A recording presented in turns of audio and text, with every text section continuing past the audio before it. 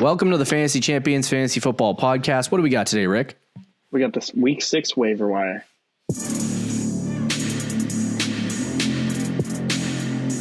Welcome to the Fantasy Champions Fantasy Football Podcast. Here's your host, Morgan Colby and Rick Lemon. What is poppin'? What's cracking? Oh, you sound excited today. Oh yeah. Usually on the Totally waiver pumped. wire show, there's like a disappointing tone in your voice. We got the Week 6 waiver wire. That's usually because I lose. Yeah, that's in our home league because that's valid. ever since Saquon Barkley went down, it's the only one that matters. been downhill. Yeah, and of course, And I did snag Miles Sanders in the staff league to totally ruin your weekend. Yeah, that was tough, but I really didn't have a chance with him. But yeah, no, I mean, in the home league, I did okay this week. I think I was like the third highest score, but I still lost. Don't let him fool you. He took the L. I did still take the L. Nothing I can do. Honestly, at this point, I'm just like, He's just cruising at this point. I really am, yeah. Welcome to Doing the the best I can, but Yeah, true. Welcome to the Fantasy Champions Fantasy Football Podcast. We got waiver wires for Week 6, an interesting show. Usually our waiver wire show is filled with players that are just totally boring. Mm-hmm. Nonsensical. But this one should be fun. I was yawning in the middle of talking. Before we jump into our Week 6 waiver wire, check out our website, thefantasychampions.com. Follow us on Twitter at TheFFChamps, on Instagram at TheFantasyChampions. Like us, Facebook.com/TheFantasyChampions. If you're listening on Apple Podcasts, Spotify, Stitcher, or any other podcasting platform, please subscribe. Hit the subscribe button wherever it is on the screen. Just subscribe to our podcast so you get notifications on whenever we post a brand spanking new episode. You can also leave a review and share this podcast totally with your friends. Also, if you are watching on YouTube, remember, I will shave Rick's head if you get us to 1,000 subscribers by the end of the season. yes, And I would thoroughly enjoy that because his hair is far too long. it would be very fun too. Click the bell for notifications and like and comment down below if you have any waiver wire questions for this week. So let's jump right into this because I want to start off with the quarterback position. It's not. I mean, there's not a lot of players out there. Obviously, well, let's start off with the obvious one. Well, there's a couple of newbies, I guess, if you want to add them. Okay. So Alex Smith is the first one. Took over for, I don't know if he's going to start full time, but he took over for Case Keenum. Is that right? Or Kyle Allen. Kyle Allen. Thank you. Sorry. Same player, whatever. So anyway, he took over for Kyle Allen. Are you interested at all in Alex Smith fantasy wise? Not really. Because I would say no as well. I love the player, but fantasy wise, I mean, look at what We don't care about stories around here. Kyle Allen, cruel, but yeah, no, I'm not really thrilled about Alex Smith fantasy wise. Just it's hard to produce those kinds of numbers playing in Washington. Yeah, agreed. There was another not change, but a very saddening injury to Dak Prescott. He had his ankle sideways.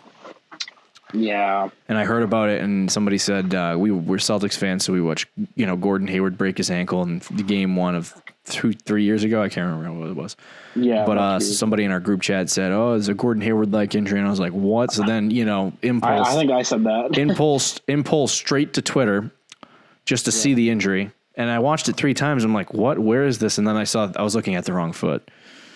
So obviously devastating. I was very sad. I'm like, I'm not a Cowboys fan, but I spend a lot of time watching. I spent a lot of time watching Dak and Zeke. So anyway, I don't even know what he looked like in Dak's absence. But Andy Dalton, now I would definitely not be on board with that. But the amount this team passes the football, right? It might be something. I think Dalton could be similar to like a Kirk Cousins, where some weeks he gets like 3 fantasy points. Yeah. And then other weeks he could get like 25, 30, just because he's playing for the Cowboys with the weapons that they have. Yeah. I'm going to be honest. I don't have the stats in front of me, but he was 11 for 9 for 111 yards, something like that. What is it? He was 9 for 11 for 111 yards. Yeah, so that sounds good, but I don't think he was really that great. Like he definitely, Dak Prescott is clearly much better than he is, I think. Like a lot of those throws were kind of wobbly and like not really accurate, but the receiver still made the catch. To be fair, he probably didn't expect to play ever. Sure, absolutely. And I think he's a fine quarterback where with the weapons that he has, I think he could still kind of produce. Yeah. I wouldn't pick him up, but he could definitely be throughout the season a good streaming option depending on I would not this week because next week they're playing Arizona. So, I mean, that's as good of a streaming matchup as you can humanly get. But, well, I guess that's a little bit over exaggerated, but you get the point. I mean, it's a good matchup for him, but I would definitely wait and see on Andy Dalton just to see if he's going to be actually something decent or he's going to be a garbage Bengal, because he's on a far better offense this time around than he was with Cincinnati, to be fair. And I was always on. I know a lot of people roasted Andy Dalton for being absolutely horrible, but I was more in the train of more in the situation of looking at Andy Dalton as his situation was so bad that made him bad. So maybe in a better offensive situation with more weapons, it'll be more beneficial to him. But it's a wait and see. Kirk Cousins, do you want to stream him against Atlanta? Yeah, I mean, I think he's probably he might be the stream of the week. Atlanta's just terrible. They are really bad. What about Daniel Jones against Washington? I would say no. No, I probably Washington's defense has been a little bit better this year. I just don't trust. It is a little bit better, but I also just don't trust Daniel Jones at all. You put some stock in Daniel Jones this year, hoping he was going to be a breakout. Did we say he was going to be a breakout on our draft guide? Because I don't remember. I'm not sure, but I mean, he had all the tools to be it. He was also one of the he was risky in the sense that it was like 50-50. It could work out. But he was a late round pick. He's just somebody you take a flyer on. Yeah. And sometimes obviously they don't work, but then sometimes you get Josh Allen. So right. Tannehill versus Houston. Stream. Yeah, that's another good one. I like that one. My only concern with that one is the Titans could kind of be up big in that game. Yeah. And just feed it with Derrick Henry. It's one of those games where he gets like 30 carries. And then Tannehill only throws the ball like 20 times. Okay. Yeah, I think that could be a good game for Tannehill, but I think your points are very valid. If you have any questions about streaming options for quarterbacks this week, just leave them in the comments down below. If what we just offered to you doesn't suffice, if you have any other questions too, or options. So let's talk about the running back and the wide receiver position.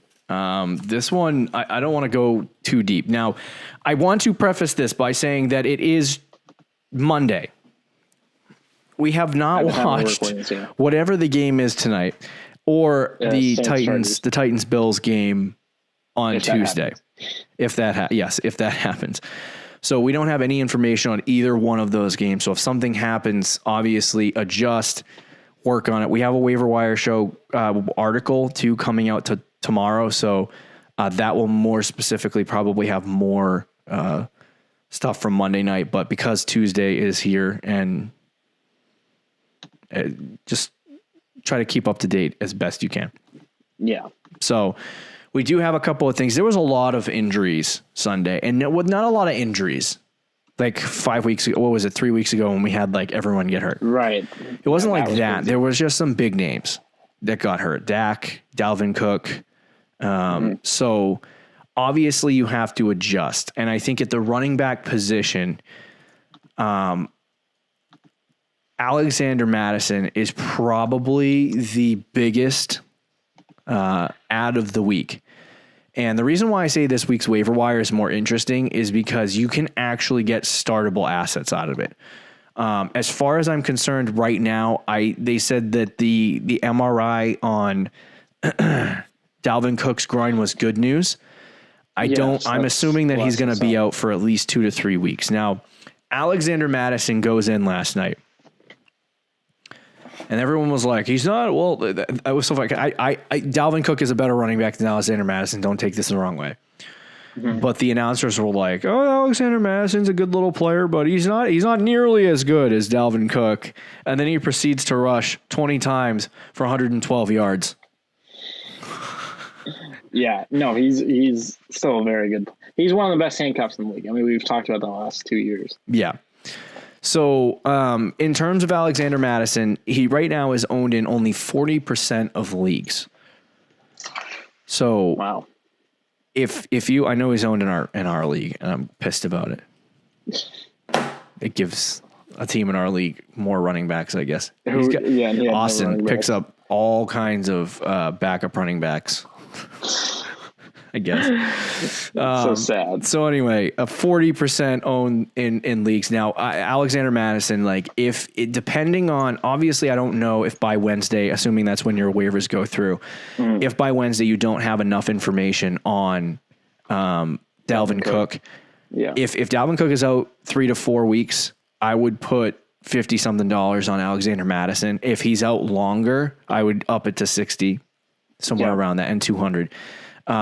Maybe even higher if you need running backs, because I think that in Cook's absence, knowing the way Minnesota's offense runs, like Alexander Madison, he's going to be a low end RB1. Yeah, low end RB1, top 12 running back, easy without Dalvin Cook in that lineup. So I would put a lot of waiver budget on Alexander Madison if you need a running back.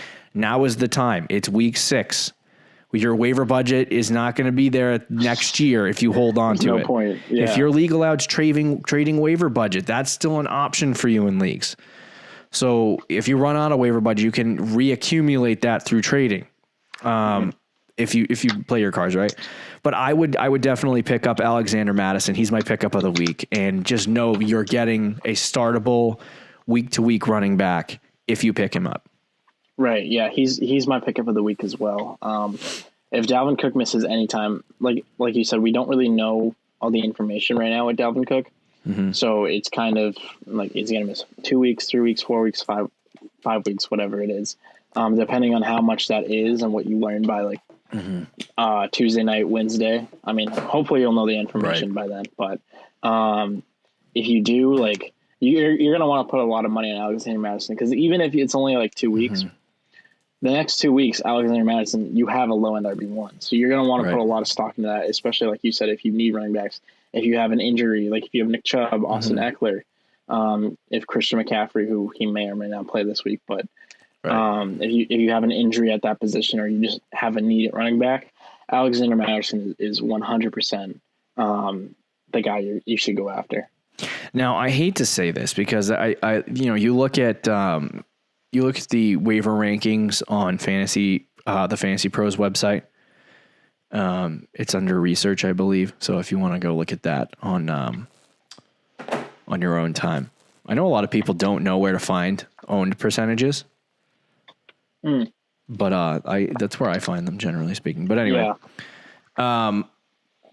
so some of the other guys we have in this list, like J.D. McKissick, Brian Hill, Matt Breida, Gus Edwards, Mike Boone, none of those guys are worth it. None of them. Now, there's only one other guy on this list, and it's Justin Jackson. Tell me your thoughts. Yeah, we haven't seen Justin Jackson on play. Monday. Yeah. On Monday, because we were recording this right before the game on Monday. Yeah. Which is probably why he's still on the waiver wire show. But just for posterity, if he is available, right now he's owned in 46% of leagues, or 47% of leagues. So if he is still available in your league, this is a situation where, if he's still available, you can obviously put waiver budget on him. But it depends. Yeah. Does it depend on the matchup? I mean, not the matchup, but does it depend on how he performs tonight, or are you still adding him regardless? I'm still adding him regardless, but it definitely it will affect how much money I put on him and how he performs tonight. Because I want to go to Rick's Twitter tomorrow and look at how much he's going to put on Justin Jackson. Because it's interesting to see how they're going to use Joshua Kelley, Justin Jackson, Kalen Ballage. I will say some people are scared off by Kalen Ballage. Don't be. He's really not going to be used a ton. I don't think. I hope not. I wouldn't expect. I don't think that's a phrase that anyone would have thought was said this year. Scared off by Kalen Ballage. So stupid. But Eckler's going to miss a significant amount of time. So if the Chargers, even if Jackson gets excuse me, like 14, 15 touches tonight, or last night when you're watching this, like he should be worth a pickup depending agreed. on how much he's going to get used. But even if he doesn't get used a lot and they use more Joshua Kelley, I'd still pick him up. Just for the fact that I think they could be riding the hot hand on a week-to-week basis. Yeah, agreed. I think, I mean, if he gets 15 touches in Monday night's game, assuming that happens, I would put like 20 to 30 on him. But if he only gets like 9 touches or whatever, then obviously a little bit less. I would do like 10 if you have the roster space. But right. Yeah, I just don't think I don't think Justin Jackson is going to be like it's going to be Josh Kelley more than likely, especially on the ground. I think. Right. So I don't know if Justin Jackson's going to be used, but it is worth the flyer in case they do end up changing it at the last second. But there's no other running backs out there, so good luck. Nope. If you're in a 10 team, you might have some running backs, but that's true. Is what it is. Let's move to wide receivers. This should be an interesting little discussion. And I don't know how you feel about the number one guy on this list, but man, that was pretty for a rookie, just in general, in real life, to score 4 touchdowns in one game. That's pretty big. It is. Chase Claypool, who I don't think either one of us would say it would be the breakout rookie of the year. There's a lot of guys' names flying around right now, but Claypool was not one of them. He was kind of like a hybrid tight end / wide receiver when he was drafted, and they're utilizing him at this point as a wide receiver. Now, all of Claypool's success is predicated on Deontay Johnson's absence. But he had 4 touchdowns, 11 targets, and 7 receptions. Johnson hasn't been able to stay on the field, and this is the type of performance for Ben Roethlisberger that would cause him to target him more, where he feels more comfortable with like, okay, this kid knows what he's doing. He can catch the passes. We can up his target share, from 2, 3, or 4 targets a game to, 8 or 9. So if that's what happens, then that's good news. Just know that the waiver budget that you're spending on Chase Claypool could end in 4 targets next week. So if you spend $50, $60, know that he may not perform at the level that, to me personally, I think it's worth the risk. But what do you think, Rick? Yeah, I mean, it's worth the risk, I think, depending on how much you spend, like how much money you're really trying to spend on a guy that through the first 3 weeks had 2, 3, and 4 targets. Granted, it's gone up each week. I think Ben Roethlisberger, like you said, 2, 3, and then 4. It's a type of, and then 11. It's a type of game that can make him trust him more. Yeah. Right. Right. And I mean, 4 touchdowns in a game is just ridiculous. But he's not going to have a game nearly like that again the rest of the season. Right. Fantasy wise, he also had a rushing touchdown. He had 3 touchdowns receiving, 1 rushing. Right, and then 1 rushing. And also with the Deontay Johnson thing, right? That helped his target share. But granted, I feel like Deontay Johnson, kind of seems a little injury prone here to begin the season. Yeah, toe injury, back injury. So I think Claypool is for sure worth a pickup. Do we know how severe his injury was? It wasn't a concussion. They said he's fine. He said he's fine. Yeah, I'll pull up the report right now just to check to confirm. But I think they said I would not be surprised if he missed time this week, but I don't think it's that bad. If he misses any time whatsoever, I think you can easily pick up Chase Claypool and put him in your lineup. Yeah. But once Johnson was back, I would be a lot less confident in it. But I think he'd still be worth a roster spot. So after a week like that, the report is that Mike Tomlin told the media post-game that he took a hit to the back and he didn't believe the injury was to be serious or keep him out next week. So he'll probably play next week, according to head coach Mike Tomlin. I'd still spend the money. Okay. Yeah. I just don't know. Like, I watched Pittsburgh last year, and there were like explosion games for Deontay Johnson. There were explosion games for James Washington. There were some good games for Juju. So it was kind of all over the place in terms of who was actually good and bad in this offense. But Claypool is definitely, I would say he's the ad of the week. Like one of the ads of the week. Mm-hmm. You cannot look at Chase Claypool and be like, oh, well, I'm not going to pick him up because I don't know if he's going to do good. Like, I don't really care. He had 4 freaking touchdowns in one game. No, I'm not saying he's going to get 4 touchdowns again. I'm not even saying he's going to get 2 touchdowns in a game this year again. What I am saying is that if there is a receiver in Pittsburgh, like Pittsburgh is desperately trying to find the next Antonio Brown, and it's painfully obvious. You know what I mean? Mm-hmm. Between their drafting Deontay Johnson last year, bringing in Chase Claypool this year, they want to find the Antonio Brown outside wide receiver that dominates people. And Deontay Johnson looked to be that guy. And they've been targeting him like he's that guy. But just between the injuries and the inefficiencies with the target share, if Claypool continues to perform on a week-to-week basis, this could be a breakout situation for Claypool. And I don't want to miss that opportunity. So I'd put money on him. Yeah. I would too. Tell us about the second guy, Rick. On this list, the second guy is Christian Kirk. I think he had a pretty good week with Arizona. I remember him getting a few catches at least because I get the sleeper notifications. I did not watch the game though. I turned those off, dude. I was getting sick of finding out what was happening before it was happening. I didn't even know you can turn them off. Yeah, you can turn off just game notifications. Really? Yeah. Figured it out. Just so anybody that uses Sleeper, you can turn off the game notifications. Yeah, he had 7 targets, 5 catches, 78 yards. A good week. But I'm not really going out of my way to pick up Christian Kirk. Yeah, me neither.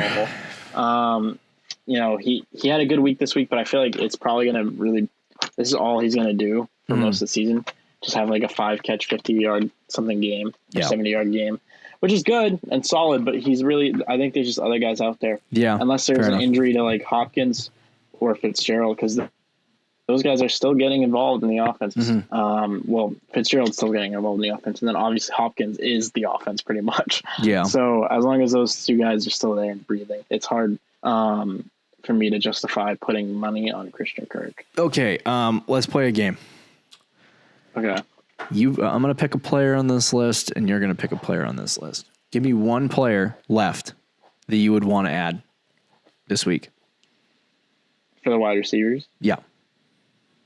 I have to go through the whole thing because it won't let me organize it. Yeah, I think I would pick up. I have a player. I don't know if you want to say it at the same time. No, go ahead. Just go. I'll choose after you. I think Alshon Jeffrey, who has kind of been on this list for like 2 weeks now, if he ever plays. But Rieger's still out for a significant amount of time. I think he was out 6 to 8 weeks, about 2 or 3 weeks ago, so he's still got some time left. Dallas Goedert is on IR still. Deshaun Jackson is still injured as of right now. So if Jeffrey comes back and plays this week, I think he can make an immediate impact. And he's somebody who you can pick up. He might have 2 or 3 good weeks to start, and then you can maybe use him in a trade and trade him away. So I think he could be a valuable asset to pick up. Yeah. I would say my guy is Travis Fulgham. Here we go. Travis Fulgham. I was going to say Nelson Aguilar because he's actually had a couple good weeks.